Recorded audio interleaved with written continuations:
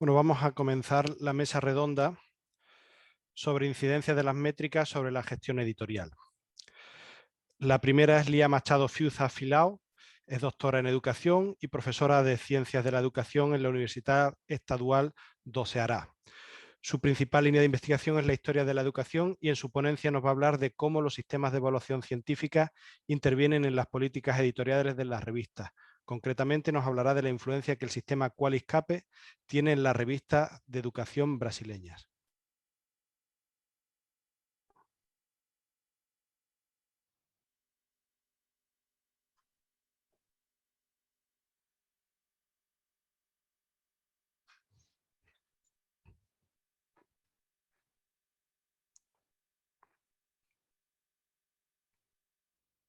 Boa noite a todos que estão aqui presentes.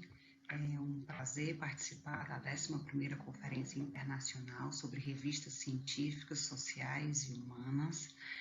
Eu me chamo Lía Machado Fiuza Filao, moro em Fortaleza, no Ceará, Brasil, e eu sou professora da Universidade Estadual do Ceará.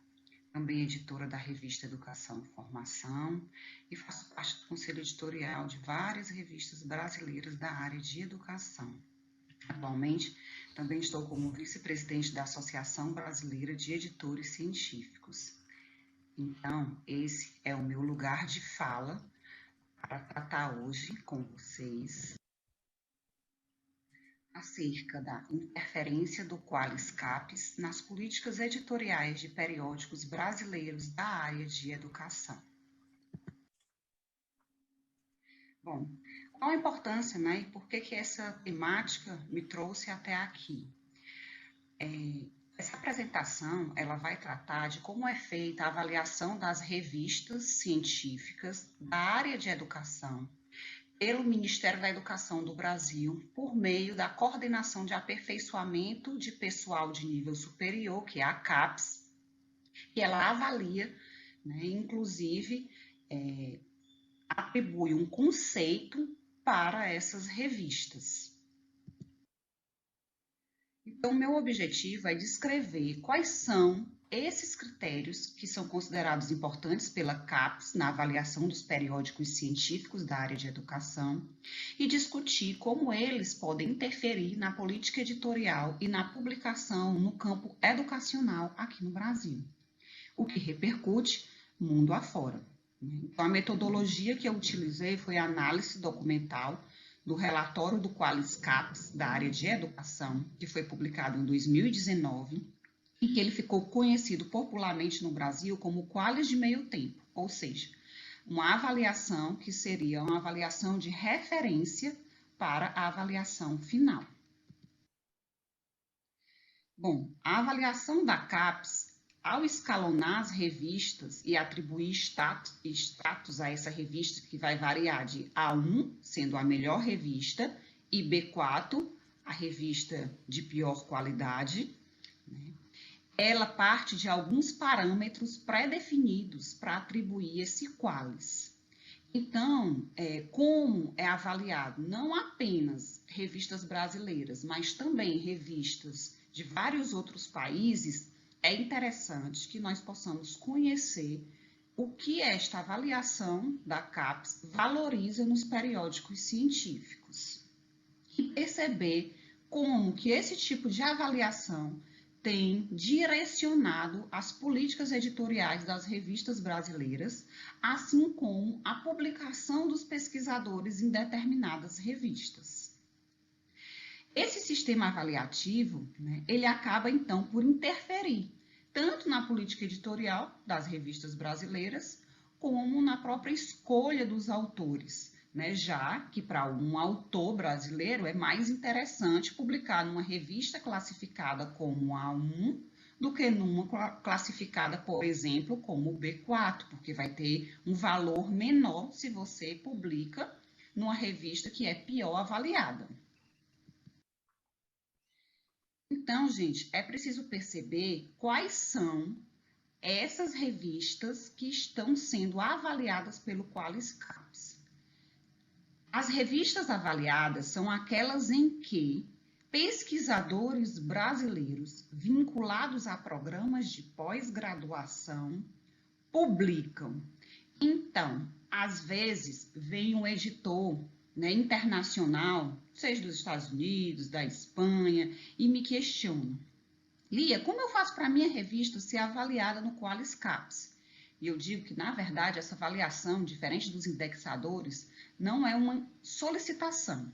Quando um pesquisador brasileiro publica numa revista, seja ela nacional ou internacional, e essa publicação é informada no seu currículo e vai para a plataforma Sucupira do governo do Brasil, então automaticamente essa revista será avaliada para que a produção desse pesquisador possa receber uma estratificação, ou seja, uma pontuação, né? Então, são avaliadas pelo Qualis CAPES, tanto revistas brasileiras como revistas de fora do Brasil, contanto que um pesquisador brasileiro vinculado a programa de pós-graduação tenha publicado nesta revista.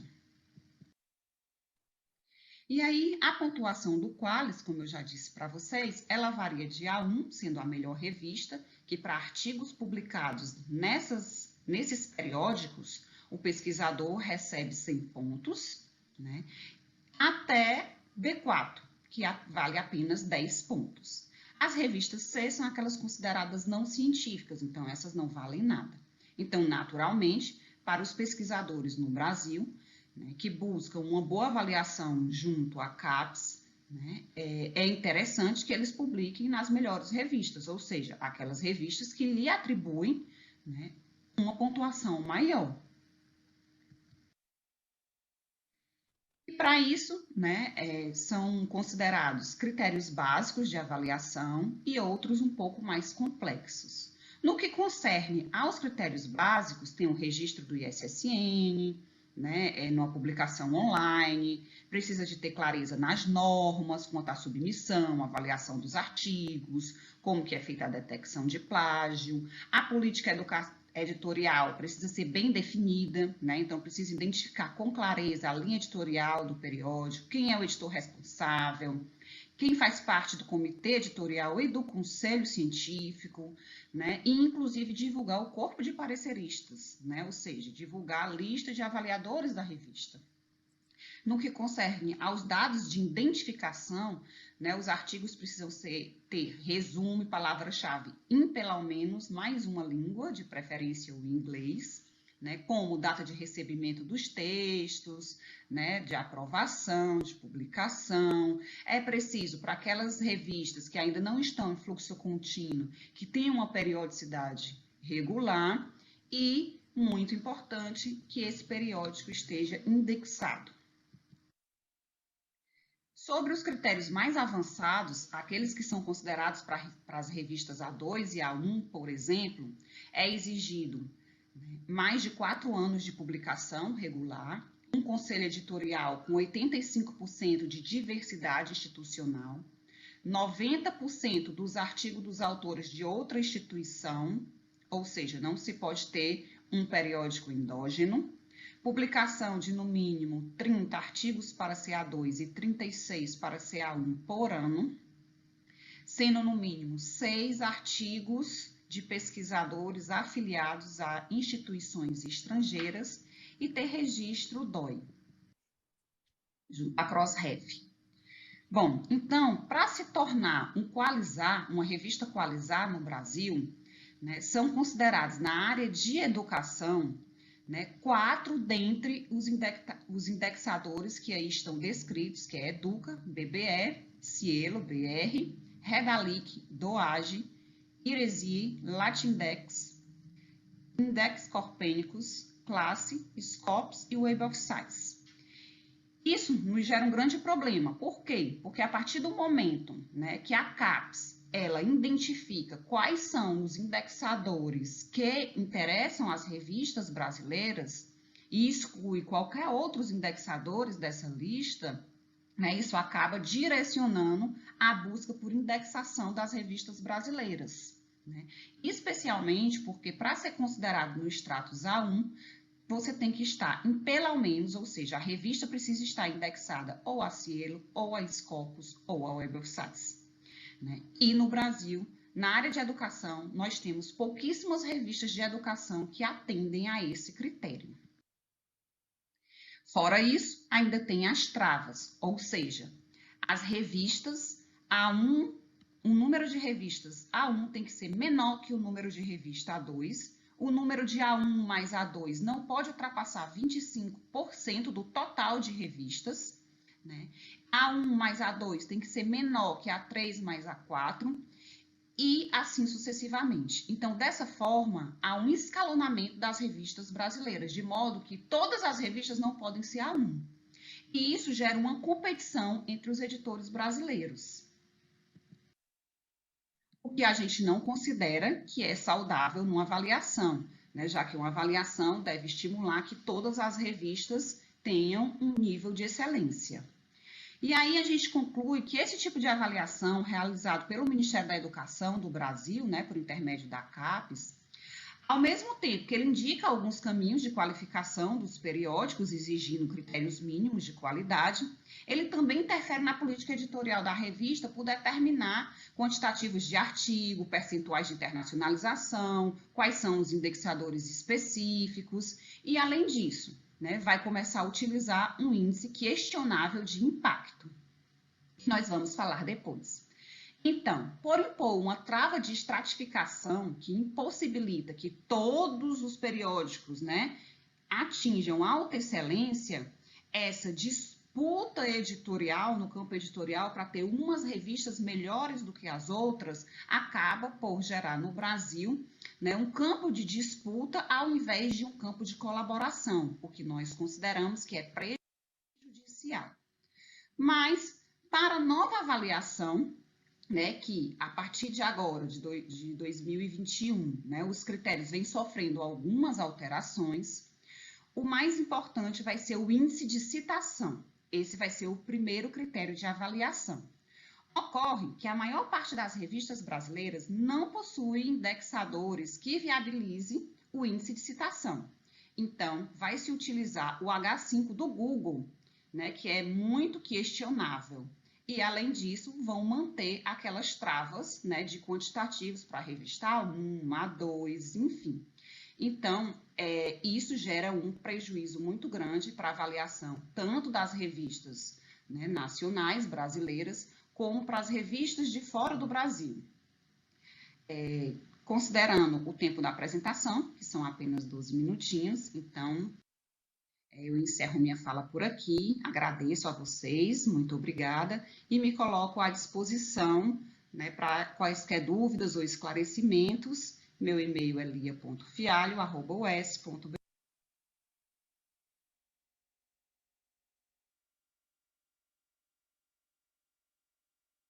Estupendo.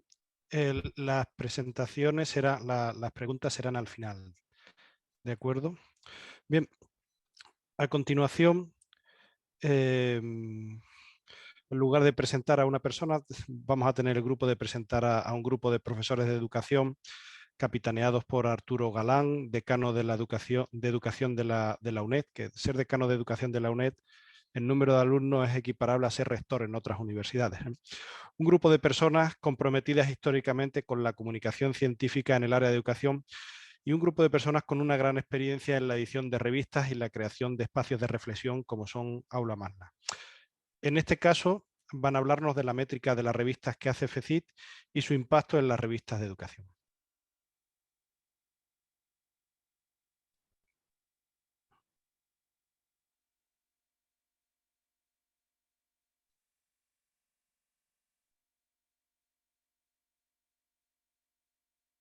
Saludos cordiales, les habla el profesor Arturo Galán en nombre del grupo formado por Marta Ruiz Corbella, Blanca Arteaga y Ernesto López de la UNED y del Consorcio de Revistas Aula Magna 2.0.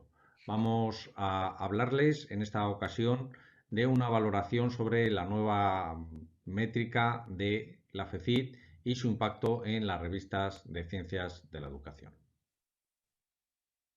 El objetivo de esta contribución es reflexionar y valorar si el nuevo ranking de la FECIT aporta algo sobre otros rankings mucho más conocidos que existen o si es una aportación más bien irrelevante.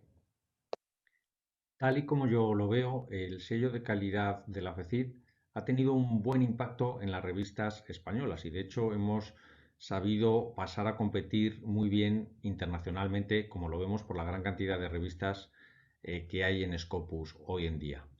Pero el sello nació con una política de unos estándares muy exigentes de calidad para estar dentro o fuera del sello, tenerlo o no tenerlo. Y lo que se pedía desde las asociaciones científicas y desde las revistas científicas de educación era una clara política de la ANECA y de la CNAI en relación con el sello. No que se hiciera un ranking dentro del sello que es incompatible, en nuestra opinión, con una política de dentro-fuera.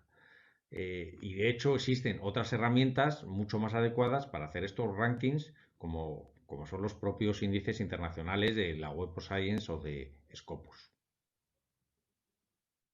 Una cuestión muy interesante también para tener en cuenta a la hora de valorar este ranking es con qué grupo de revistas comparamos para establecer dicho ranking. Y en este caso, claro, tenemos un grupo reducido, no tenemos a la población de revistas. Y este grupo reducido es un grupo de revistas de alta calidad que han superado unos determinados estándares. Con lo cual puede no tener mucho sentido establecer ese ranking entre la parte superior, digamos, de una posible curva normal de calidad de revistas. Por otra parte, al comparar con otras revistas hay que saber con qué estamos comparando. Y por ejemplo, hay un grupo de revistas no desdeñable que son del ámbito de las ciencias deportivas y que tienen otro modo de publicación distinto al de ciencias de la educación, aunque esté también apoyado por lo que hace el Comité 7.2 de la CNAI, que los incluye también.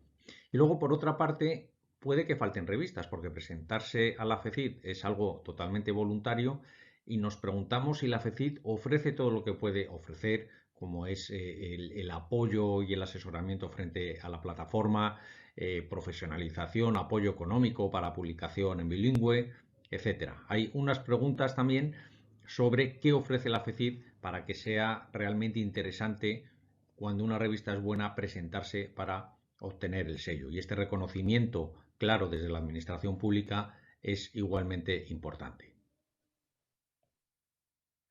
En esta diapositiva podemos ver que en el año 2018 había 56 revistas con el sello de calidad y en el año 2019 hubo una revista más que en el 18, 57 revistas en total.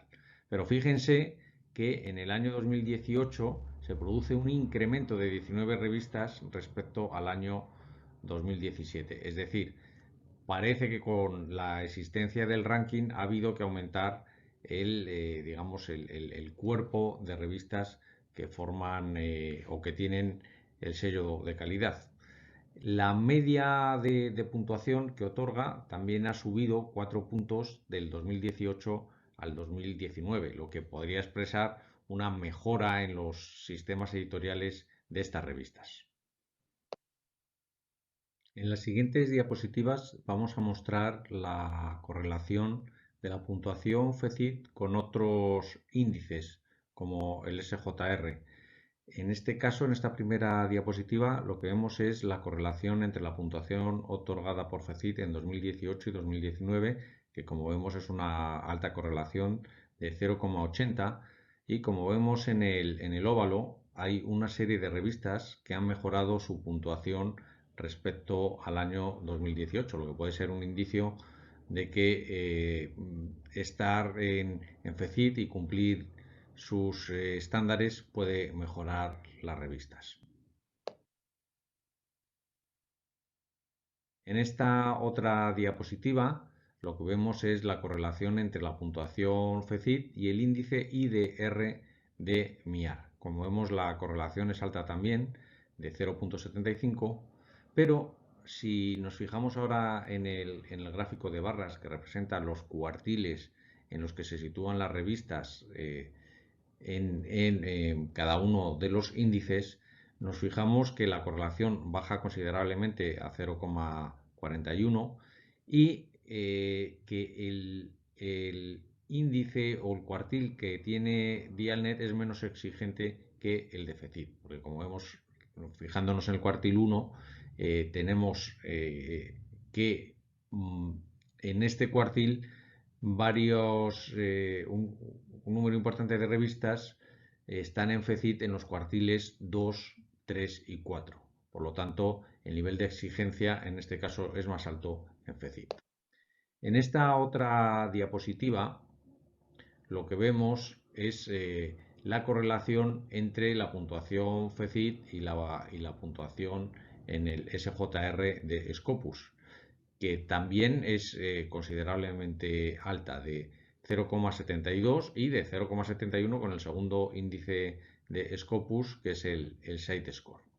Sin embargo, cuando miramos lo que pasa con los cuartiles, sucede al contrario que sucedía con Dialnet, que el SJR en cuartiles es más exigente que los cuartiles que establece la FECID. Luego estamos viendo que aunque la correlación entre los índices en números absolutos es importante, luego no tanto la de los cuartiles, aunque aquí se alcanza una puntuación media mayor que en el caso anterior de 0,63. Sin duda, una de las consecuencias más importantes de los rankings tiene que ver con las políticas de evaluación. Y en este caso, con el sello de calidad y remitiéndonos a las orientaciones de evaluación que hace la CNAI para los sexenios, vemos que el sello de calidad igual nos puede servir para tener una relevancia alta con una puntuación entre 6 y 7 puntos que para tener un artículo con una relevancia baja con una puntuación entre 0 y 5.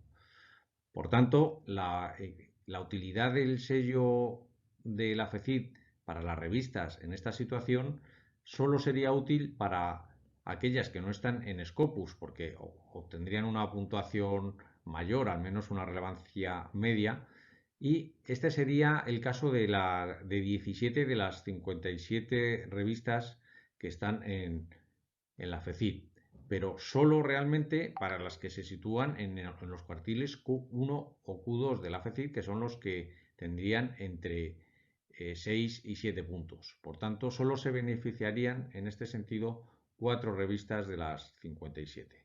O también podría ser útil para revistas que están en Scopus, pero no en el área de educación y quieren ir por el área de educación. Y esto, en consecuencia, es contradictorio con la relevancia media que otorga en esta valoración el SJR de Scopus. Y como vemos, en estas contradicciones, de las 36 revistas que tienen índice SJR, 15 están en el Q3 o Q4 de FECID, con lo cual, en vez de tener 6 o 7 puntos, que es lo que le daría la relevancia media de SJR, pues tendrían entre 0 y 5 puntos. O también vemos, remitiéndonos al SiteScore, que de las 40 revistas con SiteScore, 13 de ellas están en los cuartiles 3 y 4 de FECID.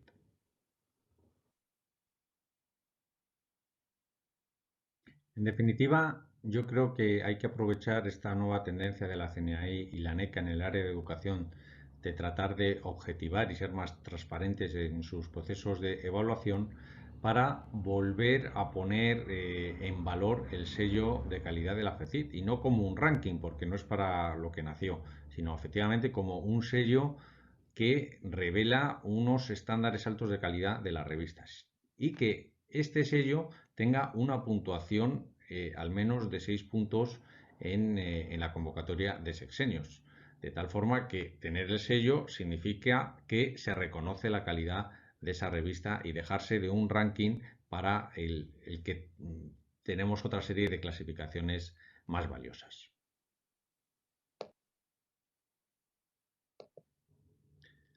En conclusión, y en nuestra opinión, la FECID debería incrementar los estímulos para que las revistas, y especialmente las buenas revistas, tengan interés y contraprestaciones por conseguir el sello, porque realmente hay otros índices que se valoran más a nivel internacional, pero sí las revistas científicas españolas necesitan mucho apoyo en asesoramiento, en financiación, en publicación bilingüe, en los nuevos lenguajes XML, etcétera. Y en ello la FECID yo creo que debería poner más esfuerzo.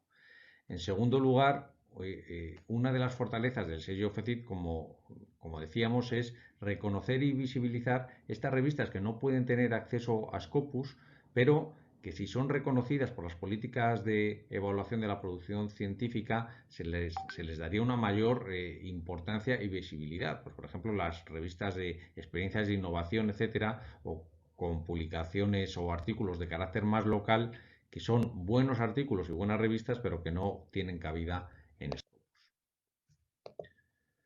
Y finalmente, las puntuaciones del sello FECIT hemos visto que correlacionan alto con otros índices, como es Scopus y el SJR y el Site Score, pero creemos que existiendo estos rankings no tiene sentido que la FECIT trate de hacer un ranking con un núcleo pequeño de revistas. Finalmente, las políticas de evaluación de la producción científica, en estas políticas lo más decisivo es en qué cuartil se sitúa la revista. Y hemos visto que las correlaciones entre los cuartiles son menores cuando los comparamos con otros índices. Por tanto, reiteramos que sería más útil que la FECIT volviera a esa política inicial de estar dentro o fuera, de tener el sello o no tenerlo como un estándar claro de calidad de la revista. Nada más, muchísimas gracias por la atención y hasta muy pronto.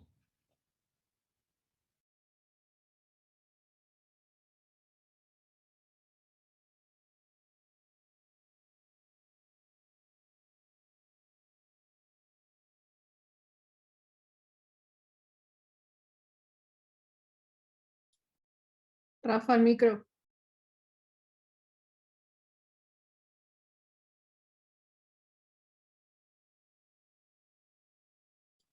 No, no se te oye. No se escucha. ¿Ahora se me escucha? Ahora. Perfecto.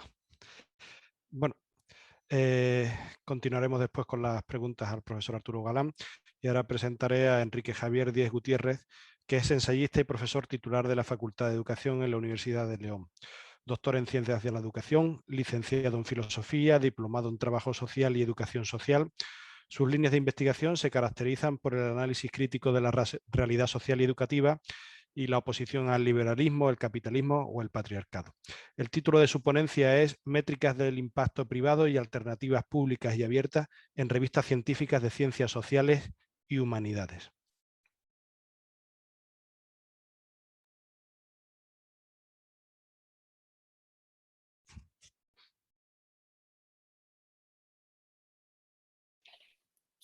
Parece que la investigación se ha convertido en lo que se denomina de forma irónica y a la vez sarcástica la loca carrera investigadora y se describe con el mordaz aforismo coloquial de publica o perece. Este enfoque se debe claramente a una decisión política. Han sido las políticas de la administración educativa sobre el sistema de evaluación y acreditación para acceder a un puesto docente investigador en el ámbito universitario y para promocionar la carrera académica el que ha generado esta orientación. Por eso no es de extrañar que buena parte de los investigadores o investigadoras lo primero que tiendan a preguntar cuando se plantea cualquier cuestión sobre investigación es ¿pero esto cuenta para la NECA? ¿Esto me supondrá un mérito en la acreditación? ¿Esto servirá para el próximo sexenio que tengo que conseguir? Porque el sistema de acceso, evaluación y consolidación de la carrera profesional universitaria e investigadora, especialmente a raíz del Real Decreto Ley 14/2012, lo que premia especialmente es la acumulación de publicaciones en revistas de impacto, que son las que supuestamente generan distinción y reconocimiento, sea el acceso a una plaza en la universidad o la consolidación en un puesto más estable o la posibilidad de acceso a cuerpos superiores, al tiempo que penaliza si no se consiguen. Si no se acumulan de forma regular y sistemática, ven dificultado el acceso a un puesto o bien la no promoción, pero también son penalizados con la reducción del salario al no percibir el plus correspondiente y además con un aumento significativo de lo que ahora se ha acabado denominando carga docente, es decir, más horas de clase. El actual sistema de acceso, valoración y acreditación de la carrera profesional universitaria se centra sobre todo en valorar la publicación en determinadas revistas de impacto controladas por un duopolio privado, dos multinacionales que han convertido esto en un ingente negocio a costa del dinero público. parece como si el artículo científico, que recibe muchas citas, fuera la única manera en que la ciencia se ha de presentar al mundo, como si la ciencia solo contara si se ha publicado. El impacto se mide en función del número de citas que recibe un artículo por parte de otros artículos. Ya no se trata de qué se ha descubierto con la investigación, ni qué se aporta a la ciencia con los resultados obtenidos, sino en qué revista se consigue publicar dicha investigación. De esta manera, el número de citas recibidas define realmente el valor científico o incluso su calidad. De esta forma, dos multinacionales, la WOS de la multinacional Clarivate Analytics y Scopus, que pertenece a otra multinacional, Elsevier, controlan con mano férrea la calificación de revistas de alto impacto, donde todo el mundo quiere publicar, porque son la moneda de prestigio del mundo científico. Este negocio de los rankings de publicaciones han universalizado un modo de producción de conocimiento y de financiación de la investigación ligado a la academia estadounidense con un efecto profundamente neocolonial, en donde el inglés se ha convertido en la lengua franca por excelencia. Pues la gran mayoría de revistas pertenecen a países anglosajones cuyos autores y autoras tienden a citar a sus compatriotas, generando de forma colateral una idea de ciencia periférica vinculada a la ciencia desarrollada en los espacios ajenos de este circuito principal.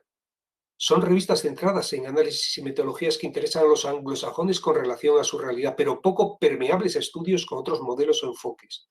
Para poder publicar en estas revistas es obligado referenciar un tipo de literatura muy alejada de la realidad no anglosajona, renunciando así a objetos, marcos teóricos y metodologías que serían los más apropiados para el análisis de la propia realidad y el contexto social donde se desarrolla la labor investigadora. En realidad, podemos decir que este sistema importa de manera totalmente acrítica y literal un modelo de productividad del mundo empresarial, convirtiendo la ciencia así en una mercancía. Está el mercado y se paga un precio por ella. Ha sido decisión política de los gobiernos que además pagan solo en España 5,5 millones anuales del erario público por el uso de sus bases de datos. Y una de ellas, Elsevier, ingresa más de 24 millones al año de las universidades públicas por suscripciones a sus publicaciones. Lo más sorprendente de este sistema es que en buena parte de las ramas de conocimiento apenas nadie lee estas revistas y su importancia social tiende a ser escasa, exceptuando un número ínfimo. Pero lo cierto es que en general son revistas que en su mayor parte no tienden a cumplir con una función de difusión social a la ciudadanía. Este sistema de evaluación y acreditación del profesorado universitario está provocando, en definitiva, que la práctica investigadora se convierta en una inversión para incrementar el propio currículum, perdiendo de vista o postergando la dimensión social y de búsqueda del bien común que debería tener toda investigación y todo proceso personal y colectivo de investigación. Esto está primando el valor de cambio de la ciencia ligado a las exigencias del mercado y se acaba entrando en una espiral donde se asume como normal y habitual el conocimiento propietario y remunerado, instalándose en el inconsciente colectivo de la comunidad investigadora una relación con el conocimiento instrumental acelerada, regida por el corto plazo y los resultados cuantificables. De esta forma se va olvidando que la ciencia debe estar al servicio de la humanidad y de la mejora del mundo en el que convivimos, ligada a problemas y necesidades sociales que no siempre son valorados por el mercado. No obstante, cuando hay voluntad política se puede iniciar el cambio de esta situación. Por ejemplo, en 2017 Alemania se plantó y se negaron a seguir pagando en los actuales términos, además de unir a sus 200 instituciones académicas para enfrentarse a estas multinacionales de forma conjunta y girar hacia un modelo de open access que parece que les está funcionando. Por eso defiendo que es necesario otro sistema de evaluación de la producción científica del profesorado universitario público, sin intereses comerciales, sin criterios de beneficios empresariales de quien controla el sistema de producción científica, basado en la colaboración, en el conocimiento compartido, en el libre acceso a la producción científica, es decir, un modelo realmente público y democrático. Creo imprescindible virar el rumbo y apostar por una investigación y por una evaluación de la misma que ponga en valor otros elementos, el trabajo compartido, abierto y colaborativo, la investigación de base y a largo plazo, pero sobre todo el compromiso con toda la sociedad y también con las necesidades y sectores más desfavorecidos, es decir, que esté al servicio del bien común. Este tipo de investigación debería ser la que las políticas educativas españolas y europeas deberían privilegiar en su financiación y en los criterios de evaluación y promoción. Por ello, debemos cambiar las políticas educativas que han establecido este modelo de evaluación de la producción científica. Decisiones políticas, por ejemplo, que en 2013 paralizaban por recortes presupuestarios proyectos públicos nacionales que podían ser una alternativa a este monopolio consentido y amparado públicamente. Alternativas posibles como el sistema DICE, desarrollado desde 2006 por el CSIC. Al estar integrado en una institución pública, DICE No necesitaba recaudar dinero de las revistas que estudiaba y catalogaba, ni tampoco directamente de quienes lo consultaban. Suerte parecida sufrieron otros proyectos públicos de prestigio como el de INREX de la Universidad de Granada. Por lo tanto, debemos exigir a la NECA, que acredita la capacidad del profesorado, y a la CENAI, que reconoce a través de esos esenios la capacidad investigadora realizada como responsables de este sistema, en detrimento de otros formatos y modos de canalizar la actividad investigadora, un cambio de rumbo. Que apueste por los repositorios públicos y gratuitos de acceso abierto, que es un mandato expreso del programa de la Unión Europea Horizonte 2020, en la línea que plantea la Declaración de San Francisco sobre Evaluación de la Investigación, conocida por todo el mundo como DORA, y la Declaración de Berlín, que sean repositorios administrados por universidades u organizaciones de investigación públicas, que son una valiosa infraestructura que podrían apoyar la transición a un sistema de evaluación, comunicación y difusión académica más colaborativa y eficiente, evitando, claro está, que se conviertan de nuevo, como pretenden estas multinacionales, en otra forma de control con precios abusivos con la excusa de las tasas de procesamiento de los artículos, las APC famosas, volviendo al mismo círculo vicioso. Ya hay al menos 2 proposiciones no de ley en el Parlamento Nacional para, por una parte, superar este sistema de evaluación de la producción científica de los investigadores y las investigadoras y, por otra, ahorrar al Estado una ingente cantidad de dinero que pagamos a estas multinacionales extranjeras, así como sentar las bases para que la propia academia dé a la luz un nuevo sistema consensuado de educación público, gratuito y abierto de la investigación. Un sistema más justo, que responda a un modelo de ciencia para el bien común, basado en repositorios institucionales públicos y que apueste por la ciencia abierta y ciudadana.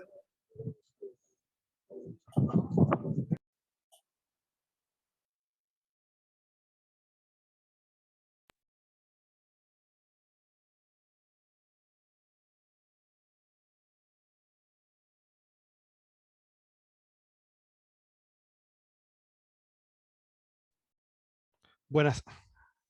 Ahora se me oye, ¿verdad? Sí, sí. Perfecto.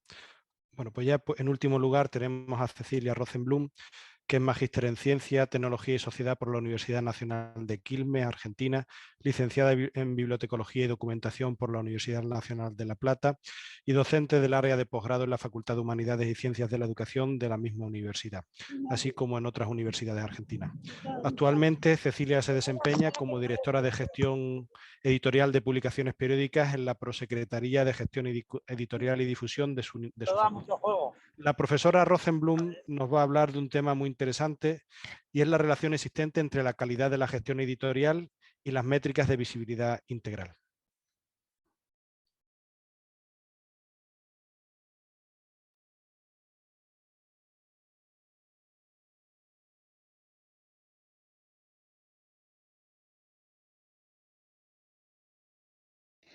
Buenas tardes, gracias a los colegas y a los editores bibliotecarios que están escuchándonos, gracias a los organizadores por haberme incluido en esta mesa tan interesante.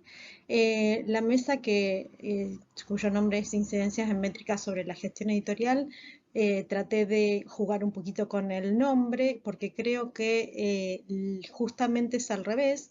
La incidencia tiene que ser desde la gestión editorial en las métricas para una visibilidad integral, que les voy a contar un poco de qué se trata.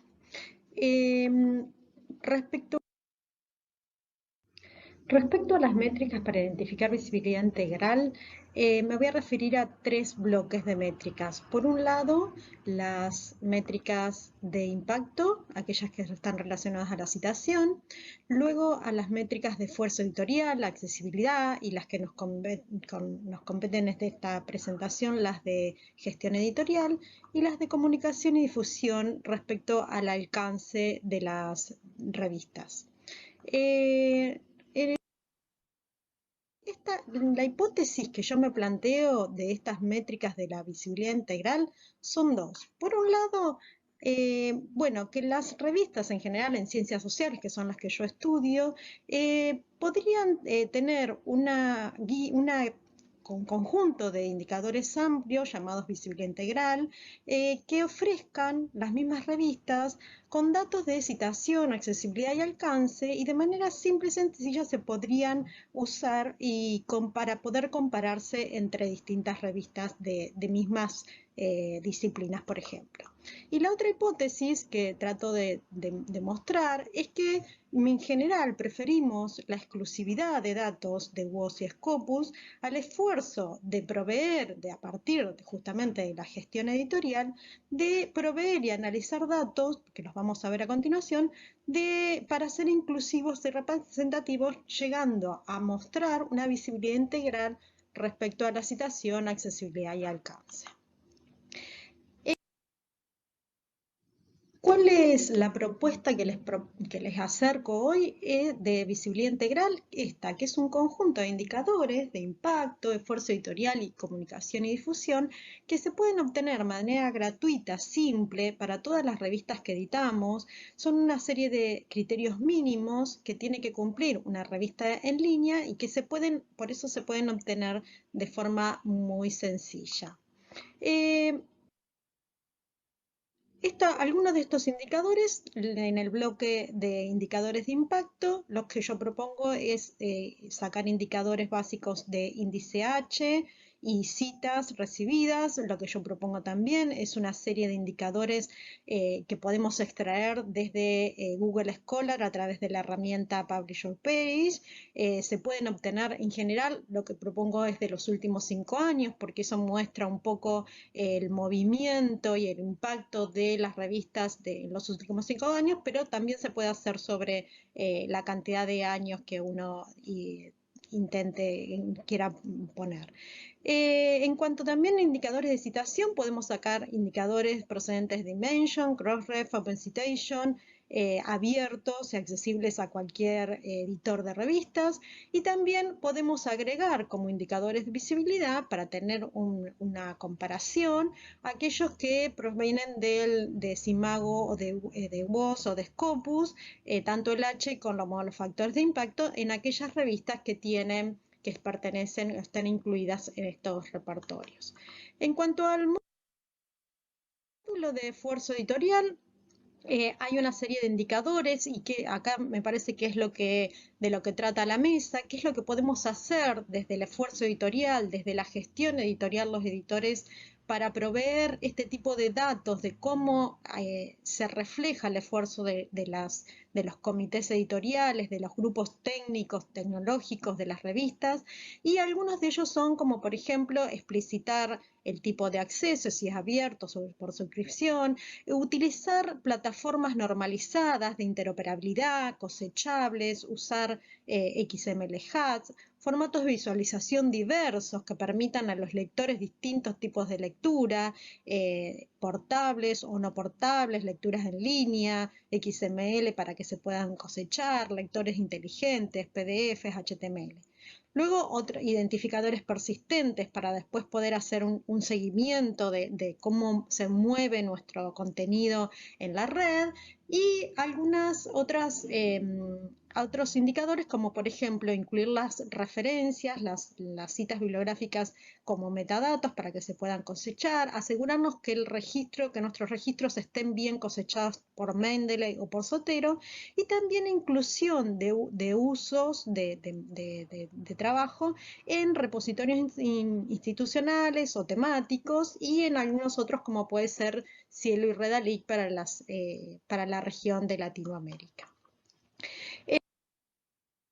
En el último módulo de indicadores de visibilidad integral, hay algunos interesantes que creo que deberían estar incluidos en las revistas científicas, que son datos sobre visualizaciones propias en nuestro propio sistema, en nuestro propio sitio, pero también, como decíamos, en repositorios institucionales, temáticos, como puede ser Cielo, puede ser Redalic, pero otros repositorios que también sabemos que tienen visualizaciones. Descarga, lo mismo en el propio sitio o en otros sitios. El uso de Altmetrics, también de visualizaciones y descargas, pero también de menciones en Twitter, en Facebook y en otros lugares por donde se mueve nuestro contenido, el contenido de nuestras revistas, y también qué pasa en aquellos gestores de referencia, como por ejemplo Mendeley. De esta manera estarían estos 3 bloques, estos 3 conjuntos de indicadores, mostrando una visibilidad, gestión editorial, cómo se mueve nuestra revista ya sea en la red como en los distintos repositorios y bases de datos. Todos estos indicadores que yo estoy proponiendo son adaptables y factibles de poner en práctica. Vamos a ver en el caso empírico que les voy a mostrar, casi todas las revistas o muchas revistas editadas en Latinoamérica y también hemos visto en España, utilizan el gestor de contenidos OJS. Este mismo gestor permite plugins que permiten las visualizaciones, las descargas, la interacción con sistemas de Altmetrics. También podemos poner en estos mismos gestores o en otro tipo de plataformas pestañas con estadísticas, con usos, desde donde nos visitan, qué repercusión tienen otros sistemas de información. Todo esto es muy factible de hacer, o sea, no es complicado, que es a lo que me parece que nos referimos y nos complicamos cuando la gestión editorial puede traer algunos inconvenientes cuando queremos agregar cosas extras a nuestra revista más allá de los contenidos científicos. El trabajo empírico que les quiero mostrar también, para mostrar también la factibilidad de esta propuesta, es el que llevo a cabo a través de mi tesis doctoral, que son revistas en ciencias sociales, extraídas de Scopus, de 5 países latinoamericanos: Argentina, Brasil, Chile, Colombia y México. De cada uno de estos países se eligió 10 revistas al azar y se hizo una serie de análisis justamente de estos indicadores, bueno, en la tesis varios más, pero de estos indicadores que les voy a mostrar a continuación. Por ejemplo, algunos datos generales: el 94% son revistas en acceso abierto, el 76% están en OJS y el 86% están editadas por alguna institución universitaria, como para darnos cuenta el contexto en el que están hechas estas revistas. La mayoría de ellas usa identificadores persistentes. Acá se ven las columnas verdes de aquellas que sí usan, 8, 9 de las 10 elegidas, muy poquitas no usan. La inclusión en Cielo y Redalic de estas revistas, estamos hablando de revistas que se eligieron al azar. Entonces es interesante ver cómo casi todas las que están en un sistema están en otro. O sea, el esfuerzo de las editoriales, de las revistas, en estar en estos sistemas que son tan...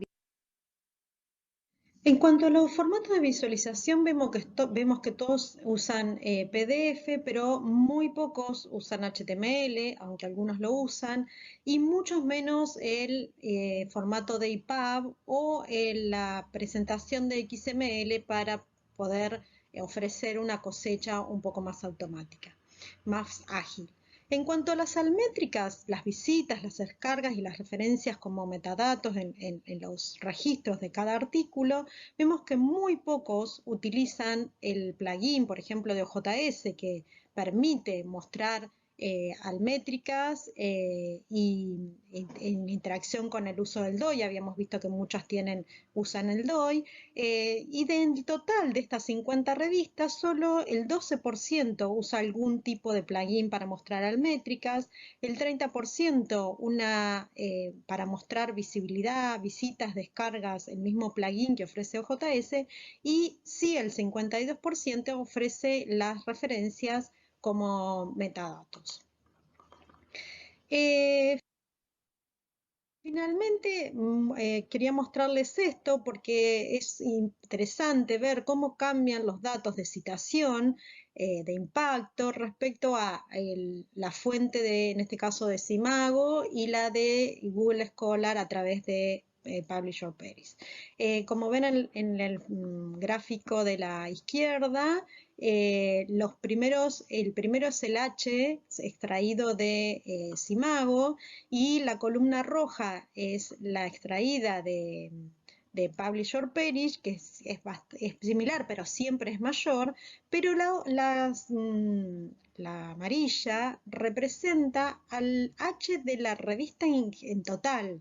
Lo que es interesante ver, porque en este caso yo el trabajo lo hice sobre 2016, 17 y 18, para comparar con los datos de Simago, pero cuando estamos hablando de la revista en total, sobre todo en ciencias sociales, donde es tan importante la historia de la revista, estos datos se disparan muchísimo, ¿no? El H de cada revista. Lo mismo pasa con la citación.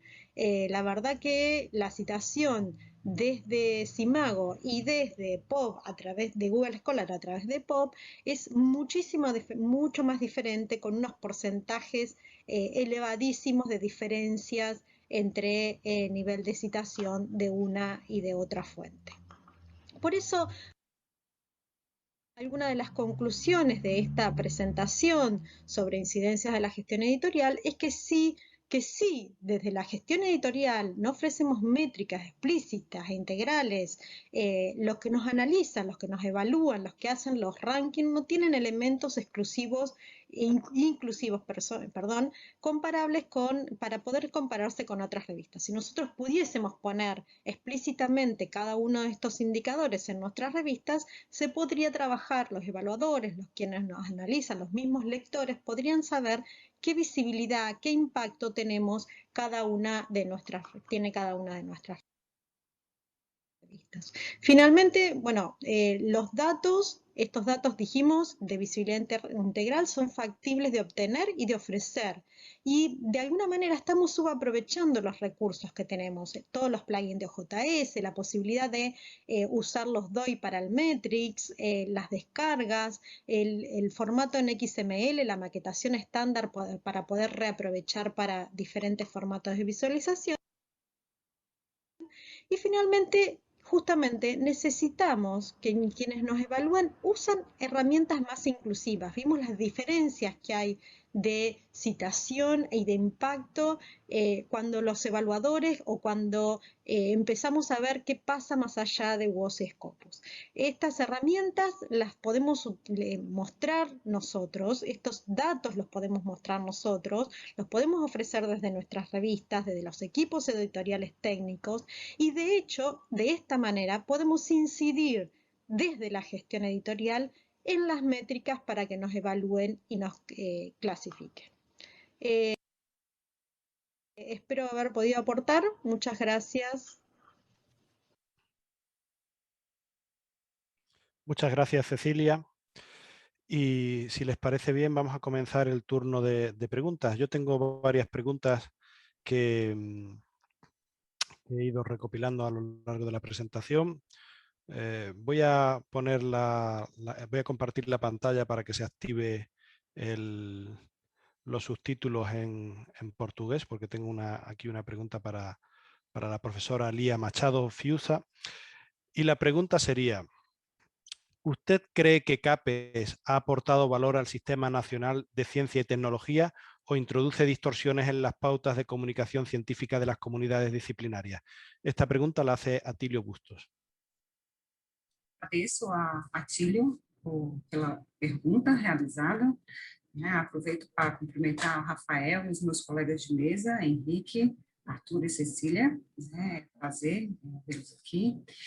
Gostaria de comunicar que, na verdade, infelizmente, minha resposta é negativa, não.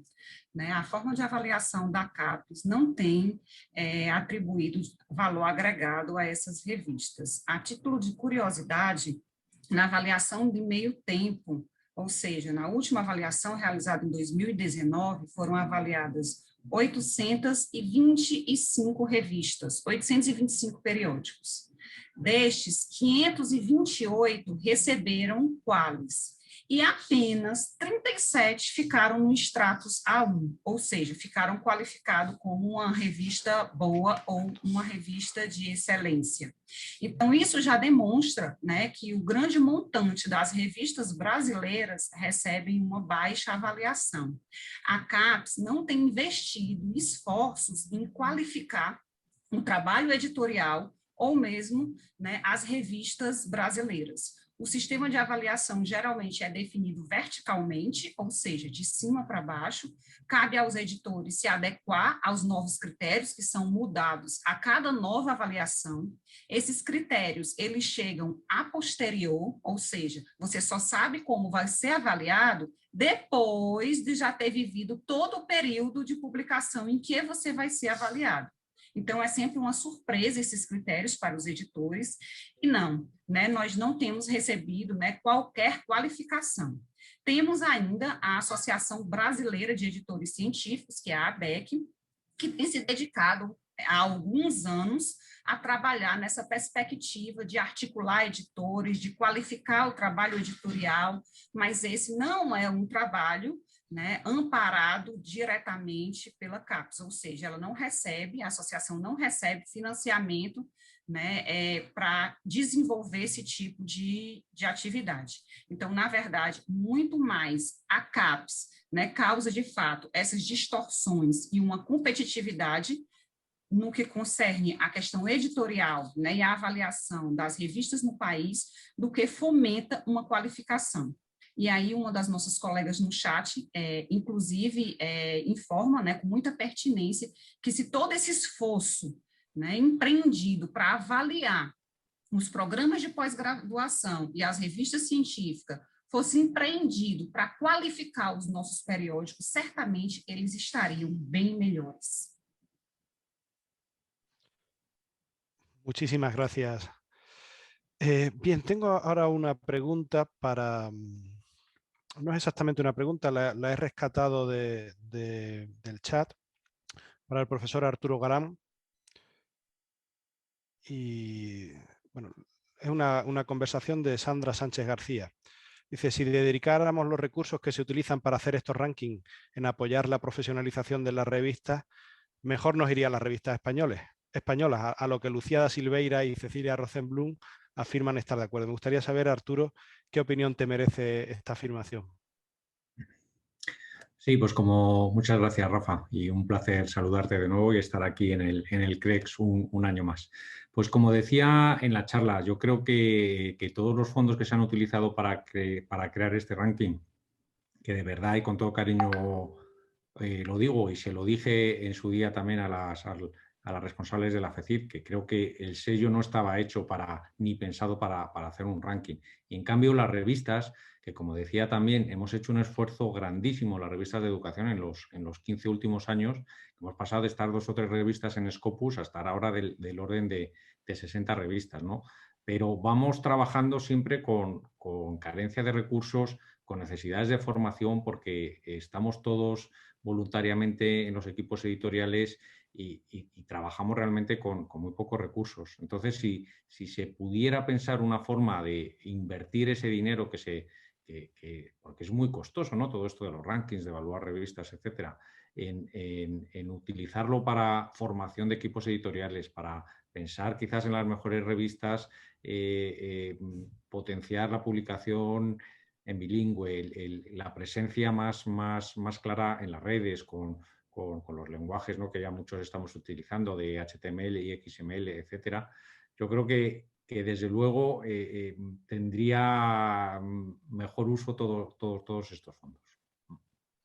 Desde luego no hay que olvidar que el sello FECID tuvo mucho interés y nos quitó al principio cuestiones tan importantes como la endogamia, que uno de los grandes problemas que teníamos en España era la endogamia, y eso hay que decir que lo quitó el sello FECID, ¿no? Bueno, tenía también sí.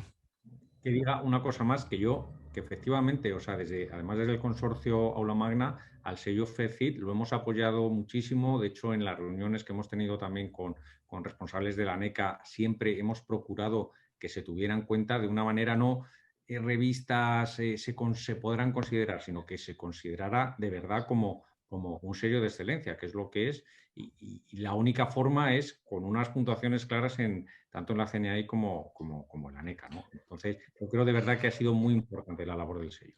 Tengo que decirte, Arturo, que además en la dinámica actual yo discrepo con eso. Yo creo que el sello de FECID estaría muy bien pensado para valorar el trabajo de los editores de revistas y, por tanto, a lo mejor permitir el acceso a subvenciones. Pero de ahí a evaluar la calidad de los trabajos publicados, entre otras cuestiones porque a las alturas en las que estamos, que un producto de evaluación no permita evaluar a nivel de artículo, pues es ir en contra pues de lo que llevamos 10 años quejándonos y de lo que hoy han escrito Emilio, Ernest y Rafol, ¿no?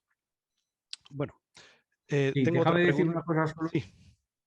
Si me dejas que respecto con esto y la unidad de evaluación a la que se ha referido antes Isidro y todo este cuestionamiento que ha dicho también el Tribunal Superior de Justicia, que la unidad de evaluación debe ser el artículo, podemos estar de acuerdo con eso. Lo que hay que ver es si eso es viable, o sea, si es viable que en una comisión, por ejemplo, de la CNAI se lea cada evaluador 5 artículos que ya han sido evaluados a su vez por referees. Pero vamos, no es el tema.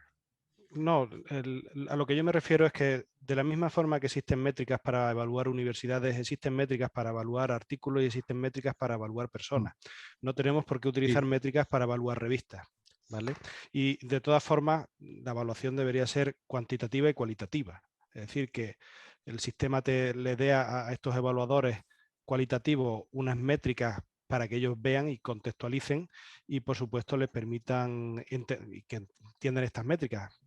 Es decir, que aquí nos estamos jugando mucho, nos estamos jugando la plaza de un profesor en la universidad, nos estamos jugando la acreditación a catedrático de una persona que va a pasar a cobrar un dineral al mes, que nos podemos gastar el dinero, incluso deberíamos gastarnos el dinero en contratar evaluadores externos, ¿no? De otros países me refiero, a alguien con más objetividad. Pero bueno, dice Cecilia, esta pregunta es para ti. José Enrique lo ha respondido en el chat, pero bueno, como la tengo aquí, si no te importa. José Enrique Alfonso Manzanet dice, gracias Cecilia, muy buena la propuesta. Creo que también sería bueno tener en cuenta las métricas que ofrece Cielo en el caso de las revistas que están incluidas en esta base de datos, pues ofrece también datos muy interesantes.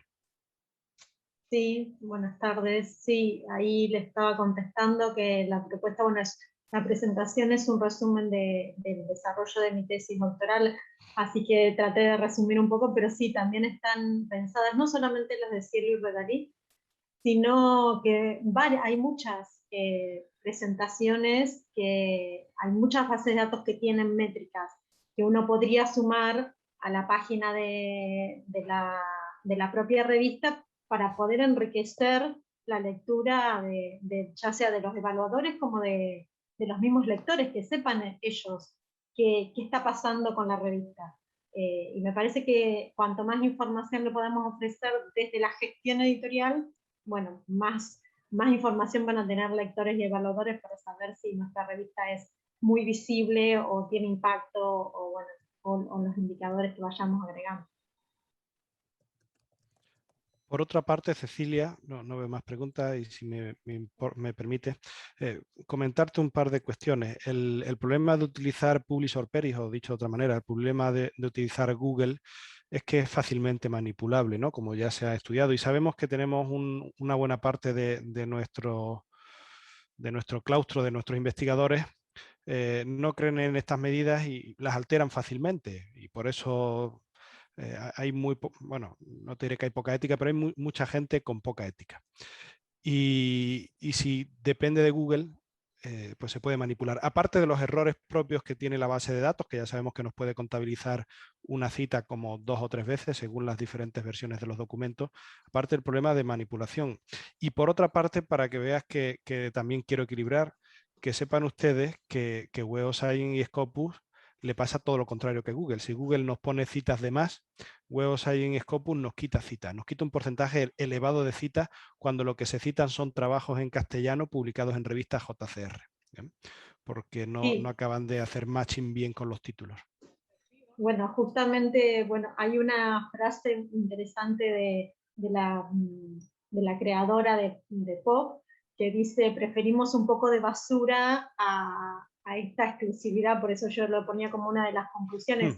Obviamente hay puede haber basura o mala intención, o bueno, alguien me había criticado en alguna otra presentación, autocitas, pero la verdad que la diferencia que hay de citación es tan grande que bueno, me parece que vale la pena quizás eso que decía Hartwig, un poquito de basura o un poquito saber que hay un poquito de manipulación, pero es preferible tener una visión, me parece mucho más inclusiva que la de Google Scholar, a la tan restringida y exclusiva de WOS o Scopus. Yo personalmente pienso que depende de para qué es lo que usemos, y si vamos a evaluar a personas, Google Scholar no es lo más adecuado. Yo conozco el caso de un profesor de universidad que solamente lo citan sus alumnos en los trabajos fin de grado y tiene una cantidad de citas tremendo, es decir, con eso puede manipularse perfectamente su producción. Es decir, que esto se puede dar. Y Google Scholar, esa basura, creo que no es importante cuando tratamos de evaluar grandes unidades, como pueden ser universidades, como pueden ser países y tal, pero cuando lo utilizamos y al final casi todo esto lo queremos para la evaluación individual de personas, es muy fácilmente manipulable. Aparte que ya sabemos que la estadística funciona mal con números bajos, ¿no? Pero bueno, muchísimas gracias. Y bueno, ¿tienen alguna pregunta? A ver si quieren comentar a Arturo, Lía, Cecilia, antes de finalizar la mesa. ¿Alguna cuestión? Comentar entre ellos, entre ustedes, preguntarse o hacer algún comentario de las presentaciones? No, bueno, no, nada, me parecía que la mesa que quería hablar un poco de gestión editorial y cómo podríamos desde la edición ayudar a no usar los rankings tan sacados, me parece que es interesante ver que podemos hacer mucho sin demasiado esfuerzo. Y me parece que a veces los editores nos asustamos de bueno, ¿cuánto tiempo me va a llevar esto? Pero bueno, lo podemos hacer sin demasiado esfuerzo. Profesor Enrique, disculpe, pero no ha habido preguntas Sí, no. Concretamente. Bueno, parece que desde la edición de revistas las métricas se pueden ver como una amenaza, en el sentido que se percibe que realmente no constituyen en la actualidad un reflejo cierto de la realidad, de la calidad de la revista. Hemos visto que en muchos casos llama la atención esa disparidad de resultados según el producto que se utilice.